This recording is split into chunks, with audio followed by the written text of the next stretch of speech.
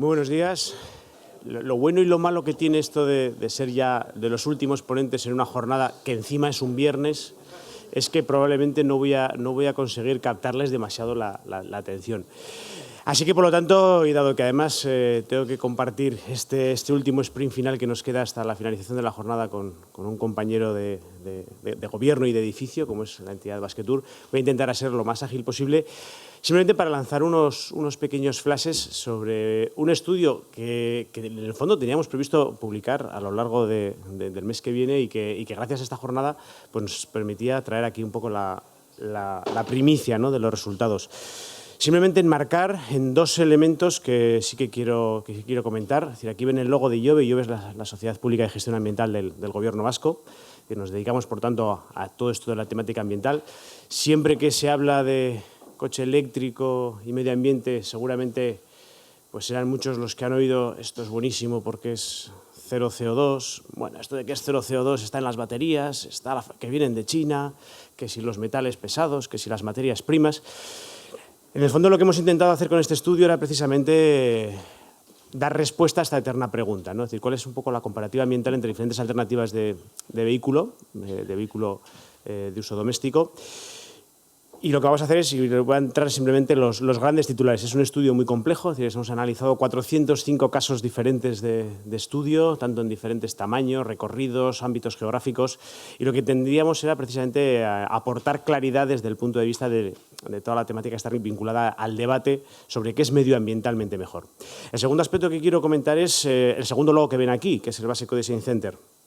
No he tenido la posibilidad de poder estar toda la jornada porque nos hemos contraprogramado. Los últimos 3 días, desde el pasado miércoles aquí en Bilbao, muy cerquita, en el Palacio Euskalduna, estamos desarrollando un gran congreso, probablemente es el mayor congreso en materia de ecodiseño que se desarrolla en el ámbito del sur de Europa. Más de 1000 profesionales de un montón de empresas hemos estado discutiendo precisamente sobre cómo diseñar productos medioambientalmente mejores.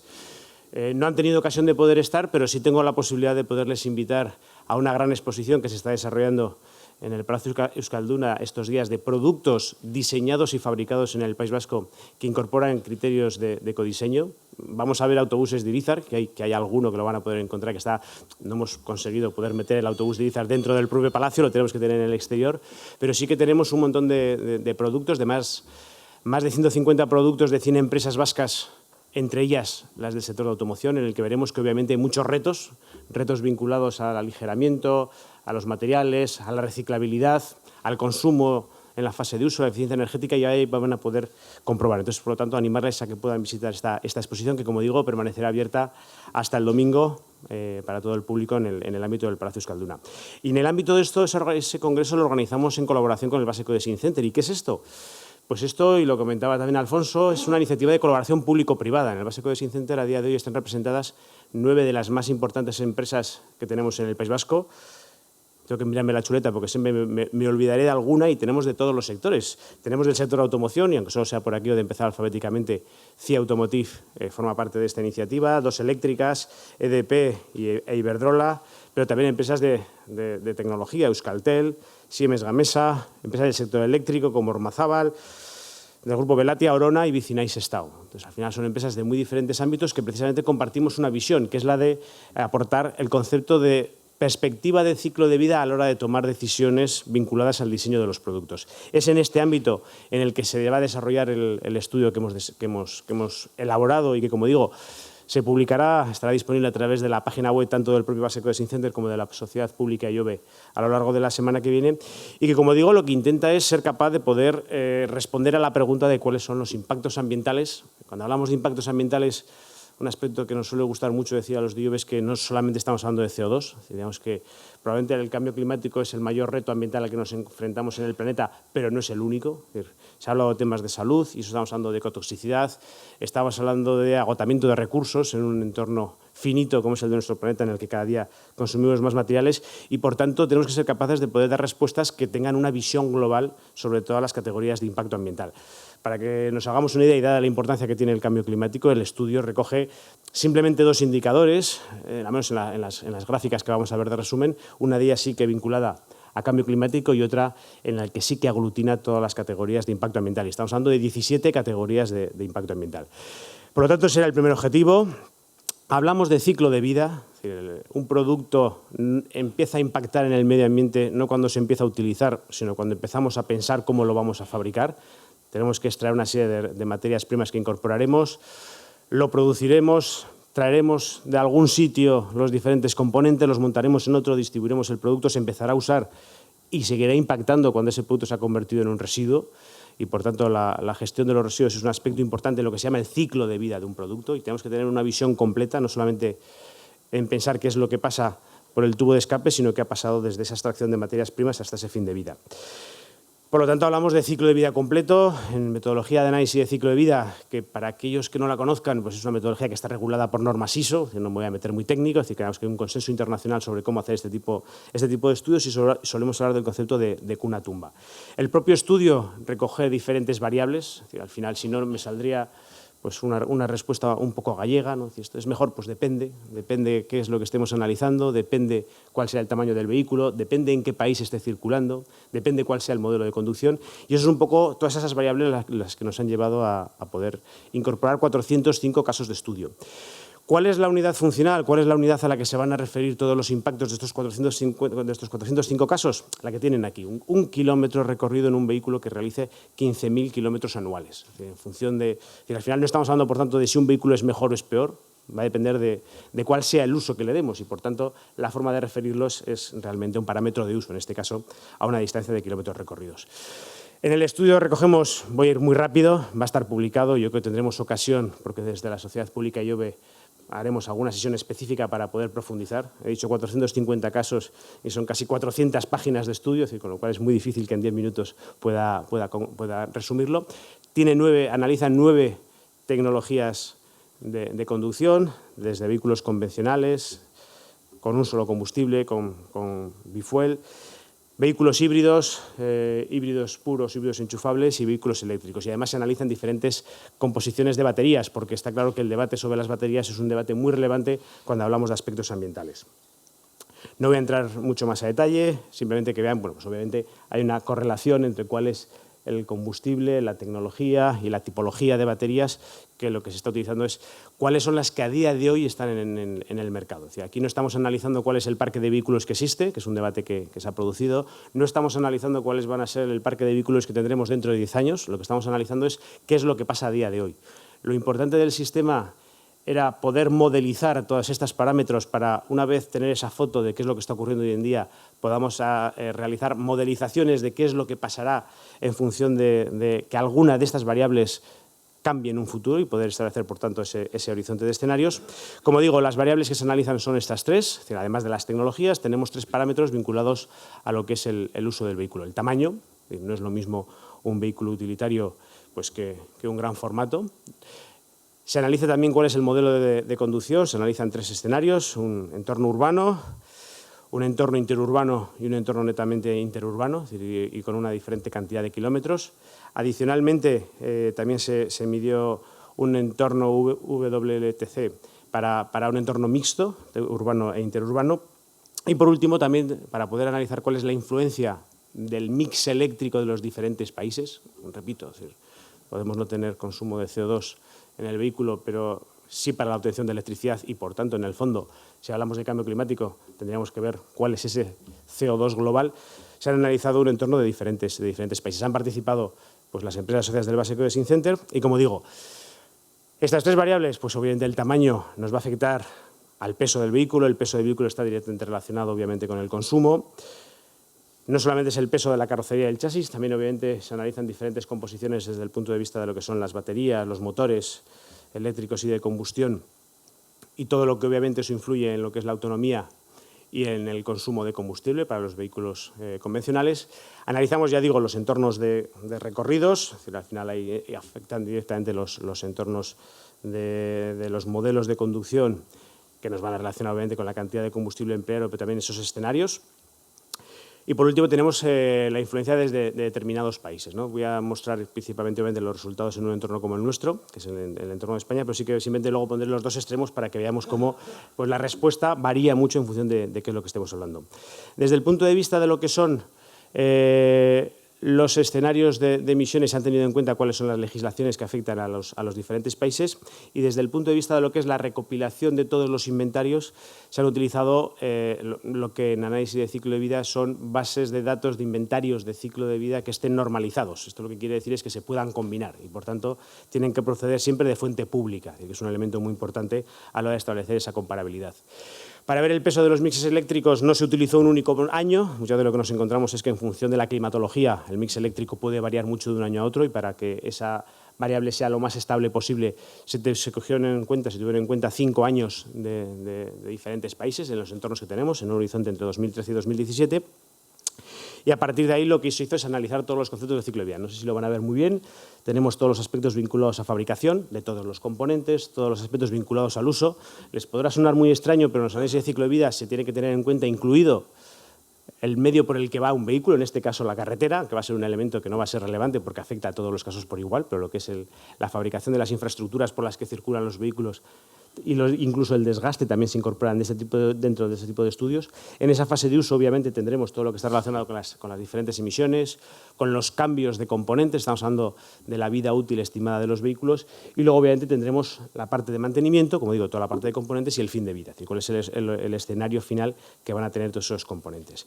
La metodología, como digo, es una metodología estándar, que es la que se está utilizando en estos momentos a nivel europeo, que se denomina RECIPE, que lo que tiene en cuenta, simplemente quédense con esa idea, son esas 17 categorías de impacto ambiental. Una de ellas es cambio climático, pero tenemos muchas más, todas las que ven aquí. Y luego esa metodología RECIPE lo que nos permite es poder obtener un indicador sintético agregado de todas las categorías de impacto ambiental juntas. ¿De acuerdo? Al final eso es está normalizado a través de normas ISO, es como somos capaces de juntar y mezclar. No me entretengo porque si no, no vemos los resultados. Me voy directamente a conclusiones, ¿no? Es decir, ¿qué es lo que están viendo aquí? Aquí probablemente estamos viendo una de las, de todos los casos posibles, ya digo, de los 405, aquí lo que se está mostrando es el caso específico para un vehículo de tamaño medio en un entorno de 100 kilómetros y específicamente para España. Lo que están viendo es la huella de carbono, es decir, la huella de carbono con concepto de ciclo de vida. Estamos hablando de GWP, que es Global Warming Potential, potencial de calentamiento global, y lo que podemos ver es cuál es el peso que van a tener las 9 tecnologías que se han analizado en el estudio. Ya digo, específicamente para el caso de España, en este modelo de conducción, que consideramos que era menos representativo para poder establecer las conclusiones. Ven en formato de los diferentes colores cuál es el peso que tiene cada una de las etapas del ciclo de vida. Me quedo simplemente con que la línea azul que ven en la parte inferior es la que está relacionada con lo que es la fabricación del vehículo. Y ahí, obviamente, sí es cierto, y a día de hoy todavía se demuestra que los vehículos eléctricos, desde el punto de vista de la fabricación, tienen un mayor impacto ambiental, ¿de acuerdo? Principalmente asociado a la problemática de las baterías. Lo que sí que podemos ver es que, en función de los parámetros de uso, lo que va ocurriendo a lo largo de la vida útil del vehículo, eso se va compensando hasta el hecho de que los resultados son aproximadamente la mitad frente a un vehículo de gasolina. Esta es la parte buena. La parte mala, que siempre me suele gustar decir, es que no es cero. No nos engañemos, un vehículo eléctrico no es cero CO2, es decir, sería cero CO2 si tuviésemos la certeza de que el consumo eléctrico que va a tener ese vehículo durante su vida útil es neutro en carbono. Es decir, si tiramos del mix eléctrico, si cogemos del enchufe y no tenemos un contrato específico de suministro de energía verde, va a haber CO2 en muchísima menor proporción. Esta sería a grandes rasgos la foto que podemos ver si hablamos solamente de CO2. Si tenemos en cuenta el resto de categorías de impacto, ya empezamos a hablar de los aspectos que he dicho anteriormente, estamos hablando de la escasez de materias primas, de los productos químicos, de la toxicidad de esos productos químicos. Lo que nos vamos a encontrar es que el vehículo eléctrico sigue siendo mejor, pero vemos que la diferencia entre los vehículos tradicionales y los vehículos eléctricos se acorta. Al final, la conclusión fácil es, desde cualquier punto de vista, hoy en día ya, con los datos que tenemos a día de hoy, con las mejores tecnologías disponibles en los productos que están en el mercado, un vehículo eléctrico, en función de las diferentes alternativas de baterías, es mejor ambientalmente desde un punto de vista global o desde un punto específico de cambio climático que un vehículo tradicional, pero vemos, por lo tanto, que todavía hay mucho ámbito de mejora y todavía, obviamente, pues podemos seguir trabajando. Que, por tanto, ese matiz es un poco diferente desde el punto de vista de hablemos solo de CO2, hablemos de impacto ambiental global. Y simplemente a título de ejemplo, ¿y qué es lo que nos pasa si estamos en otros países? Pues esto todavía se nos matiza más. Estos son los mismos resultados que estaríamos viendo, pero no para el caso de España, sino para el caso de Estados Unidos, que tiene, por ejemplo, un mix eléctrico muy basado en carbón.